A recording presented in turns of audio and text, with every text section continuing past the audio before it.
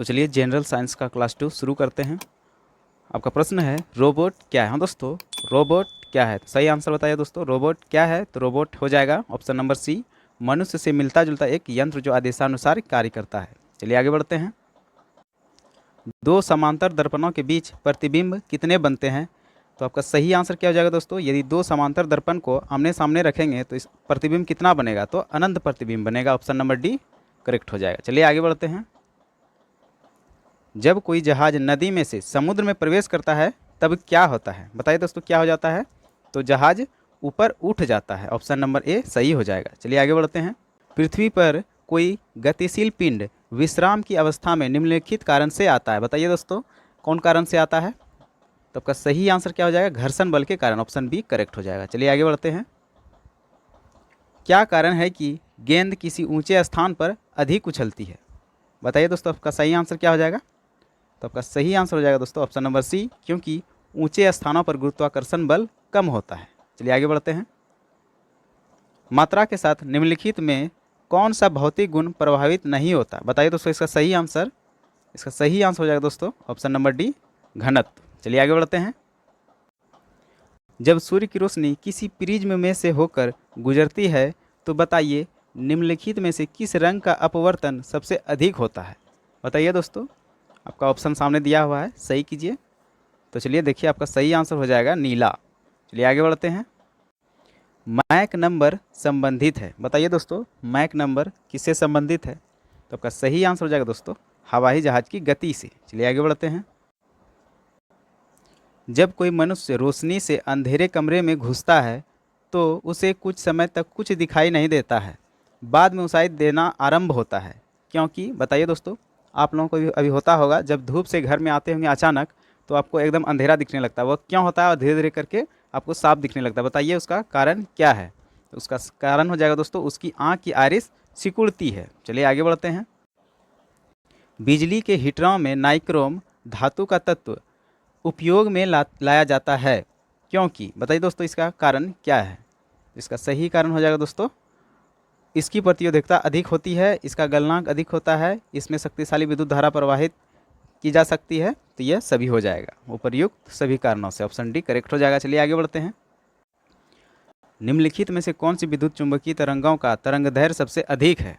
बताइए दोस्तों, आपका सही आंसर हो जाएगा दोस्तों इसमें से अवरक्त किरणें। चलिए आगे बढ़ते हैं। किस धातु का गलनांक सबसे अधिक होता है? बताइए दोस्तों किस धातु का गलनांक सबसे अधिक होता है? टंगस्टन। बल्ब का फिलामेंट भी टंगस्टन का ही बना होता है। चलिए आगे बढ़ते हैं। सबसे हल्की धातु कौन सी होती है? बताइए दोस्तों सबसे हल्की धातु कौन सी होती है? तो आपका सही आंसर हो जाएगा दोस्तों लिथियम। चलिए आगे बढ़ते हैं। ध्वनि की गति सर्वाधिक होती है किसमें होती है दोस्तों? ध्वनि की गति सर्वाधिक, तो आपका सही आंसर हो जाएगा दोस्तों जल में। चलिए आगे बढ़ते हैं। जब किसी धातु को गर्म किया जाता है तो उसका घनत्व क्या हो जाता है? उसका सही आंसर क्या हो जाएगा दोस्तों? देखिए उसका सही आंसर हो जाएगा कम हो जाता है। चलिए आगे बढ़ते हैं। लाल रंग का गुलाब हरी रोशनी में कैसा दिखाई देता है? तो आपका सही आंसर हो जाएगा दोस्तों काला। चलिए आगे बढ़ते हैं। दूध की शुद्धता किस यंत्र द्वारा नापी जाती है? तो आपका सही आंसर क्या हो जाएगा दोस्तों लैक्टोमीटर। और लैक्टोबैसिलस किसमें होता है दोस्तों? जीवाणु दही में होता है, यही दूध को दही जमाने में कार्य करता है। चलिए आगे बढ़ते हैं। डायनेमो का कार्य क्या है? बताइए दोस्तों डायनेमो का क्या कार्य है? तो आपका सही आंसर हो जाएगा दोस्तों यांत्रिक ऊर्जा को विद्युत ऊर्जा में परिवर्तित करना। चलिए आगे बढ़ते हैं। टेलीविज़न का आविष्कार किसने किया? तो आपका सही आंसर हो जाएगा दोस्तों टेलीविज़न का आविष्कार J.L. बेयर्ड ने किया है। चलिए आगे बढ़ते हैं। हड्डियां और दांतों में जो रासायनिक पदार्थ विद्यमान रहता है उसे क्या कहते हैं? बताइए दोस्तों हड्डियां और दांतों में जो रासायनिक पदार्थ विद्यमान होता है उसे क्या कहते हैं? तो उसे कैल्शियम फॉस्फेट कहते हैं। चलिए आगे बढ़ते हैं।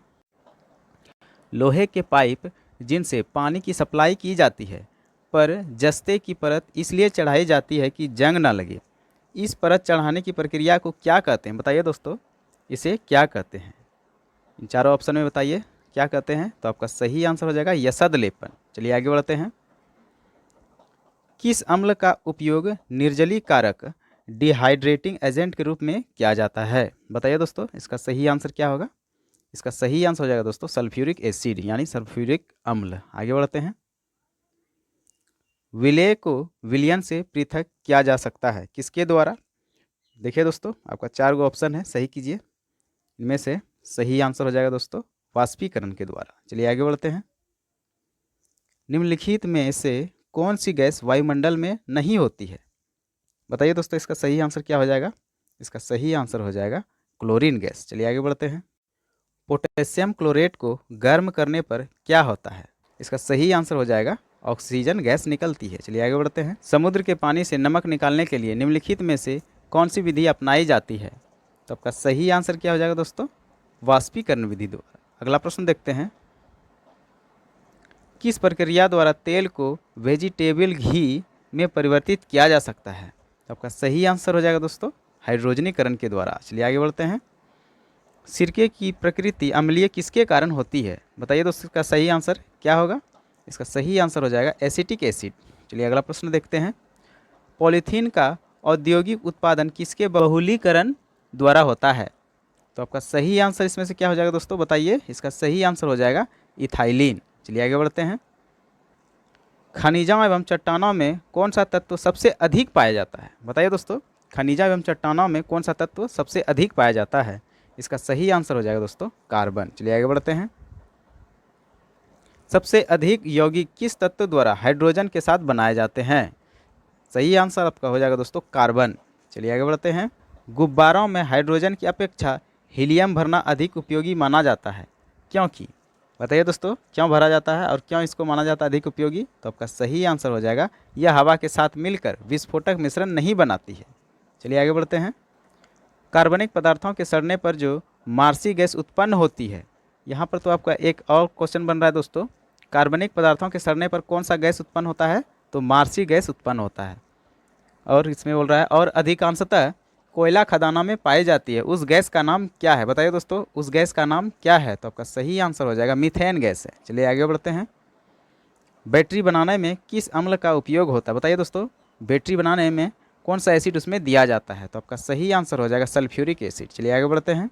किण्वन प्रक्रिया में निम्नलिखित में से किसका उत्पादन आवश्यक रूप से होता है? बताइए, इसका सही आंसर क्या हो जाएगा दोस्तों?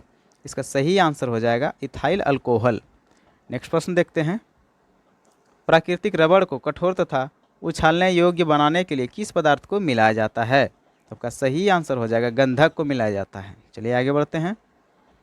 सोडियम को मिट्टी के तेल में क्यों रखा जाता है? बताइए दोस्तों, सोडियम को मिट्टी के तेल में क्यों रखा जाता है? तो इसका सही आंसर हो जाएगा हवा में इसका ऑक्सीकरण होने लगता है, ये विस्फोट भी होने लगता है। चलिए आगे बढ़ते हैं। गन पाउडर मिश्रण होता है, गन पाउडर किसका मिश्रण होता है दोस्तों? बताइए। तो गन पाउडर मिश्रण होता है सोरा, गंधक और लकड़ी के कोयले का। नेक्स्ट प्रश्न देखते हैं। किसी रासायनिक यौगिक की सबसे छोटी इकाई क्या होती है? बताइए दोस्तों, किसी रासायनिक यौगिक की सबसे छोटी इकाई क्या होती है? तो आपका सही आंसर हो जाएगा अणु। क्या आगे बढ़ते हैं।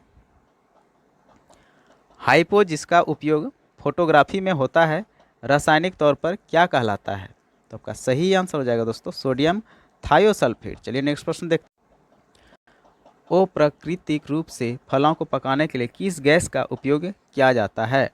तो आपका सही आंसर हो जाएगा दोस्तों इथाइलिन। चलिए नेक्स्ट प्रश्न देखते हैं। तत्काल शक्ति के लिए खिलाड़ी किसका उपयोग करते हैं? तत्काल शक्ति यानी स्टिंग एनर्जी के लिए खिलाड़ी किसका उपयोग करते हैं? तो इसका सही आंसर हो जाएगा दोस्तों सुक्रोज का। चलिए नेक्स्ट प्रश्न देखते हैं। निम्नलिखित में से सबसे अधिक कोमल कौन सा है? आपका सही आंसर हो जाएगा दोस्तों इनमें से हीरा हो जाएगा सबसे अधिक कोमल। चलिए नेक्स्ट प्रश्न देखते हैं। कण द्वारा चले मार्ग की प्रकृति निर्धारित होती है किस पर दोस्तों? इसका सही आंसर हो जाएगा त्वरण से, वेग से, विस्थापन से, उपयुक्त में से किसी से नहीं, यही हो जाएगा। चलिए आगे बढ़ते हैं। निम्न में से कौन सा असंरक्षित बल है? तो आपका सही आंसर हो जाएगा दोस्तों सयांता का बल। चलिए नेक्स्ट प्रश्न देखते हैं। एटम बम की खोज किसने की थी? तो इसका सही आंसर हो जाएगा दोस्तों ऑटो हान ने। नेक्स्ट प्रश्न देखते हैं। वायुमंडलीय दाब नापने वाला यंत्र कौन सा है? तो आपका सही आंसर हो जाएगा बैरोमीटर। नेक्स्ट प्रश्न देखते हैं। टेलीविजन का आविष्कार किसने किया था? तो इसका आविष्कार दोस्तों J.L. बेयर्ड ने किया था। नेक्स्ट प्रश्न देखते हैं। दूध की शुद्धता किस यंत्र से मापी जाती है? इसका सही आंसर क्या हो जाएगा दोस्तों लैक्टोमीटर से। नेक्स्ट प्रश्न देखते हैं। इंसुलिन का आविष्कार किसके द्वारा किया गया? तो आपका सही आंसर हो जाएगा दोस्तों बैटिंग के द्वारा।